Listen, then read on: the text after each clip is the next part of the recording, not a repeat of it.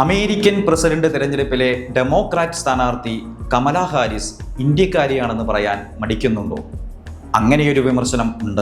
Vice president പദവിയിലിരിക്കുമ്പോഴും Kamala Haris തന്റെ Indian ബന്ധം പറഞ്ഞിട്ടില്ല. അമേരിക്കയിലുള്ള ഇന്ത്യക്കാർ തിരഞ്ഞെടുപ്പിൽ ഒരു നിർണായക വോട്ട് ബാങ്ക് അല്ല എന്നതിനാലാണ് തന്റെ ഇന്ത്യൻ മേൽവിലാസം പരസ്യമായി പറയാൻ കമല മടിക്കുന്നതെന്ന് എതിരാളികൾ ആരോപിക്കുന്നു.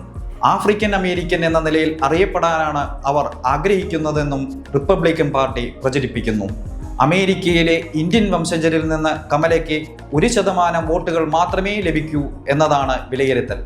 അതേസമയം അമേരിക്കൻ ആഫ്രിക്കൻ വംശജരിൽ നിന്ന് 20% വോട്ടുകൾ വരെ കമലയ്ക്ക് നേടാൻ കഴിയും. ഇതാണ് തന്റെ ഇന്ത്യൻ ബന്ധം മറച്ചുവെക്കാൻ കമലയെ പ്രേരിപ്പിക്കുന്നത് എന്ന് റിപ്പബ്ലിക്കൻ സ്ഥാനാർത്ഥി ഡൊണാൾഡ് ട്രംപിന്റെ അടുത്ത അനുയായി ഡോക്ടർ സമ്പത്ത് ശിവാംഗി കുറ്റപ്പെടുത്തുന്നു. അമേരിക്കയിൽ ജനിച്ചു വളർന്ന വൈസ് പ്രസിഡന്റ് കമലാ ഹാരിസിന്റെ മാതാവ് ഇന്ത്യക്കാരിയും പിതാവ് ജമൈക്കനുമാണ്.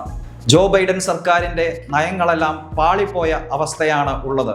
ബൈഡനേക്കാൾ എല്ലാ അർത്ഥത്തിലും മികച്ചത് കമലാ ഹാരിസ് ആണെന്ന് പറയുന്നവരും ഏറെയുണ്ട്. ഉക്രൈൻ, ഇസ്രായേൽ തുടങ്ങിയ രാജ്യങ്ങളിലെ അമേരിക്കയുടെ വിദേശകാര്യ നയങ്ങൾ പരാജയമായിരുന്നു. അമേരിക്കയിലെ പണപ്പെരുപ്പം കൂടുകയാണ്. ഇതുകൊണ്ടെല്ലാം സർക്കാരിനെ ജനങ്ങൾ വെറുത്തു തുടങ്ങിയതായും പലരും പറയുന്നു.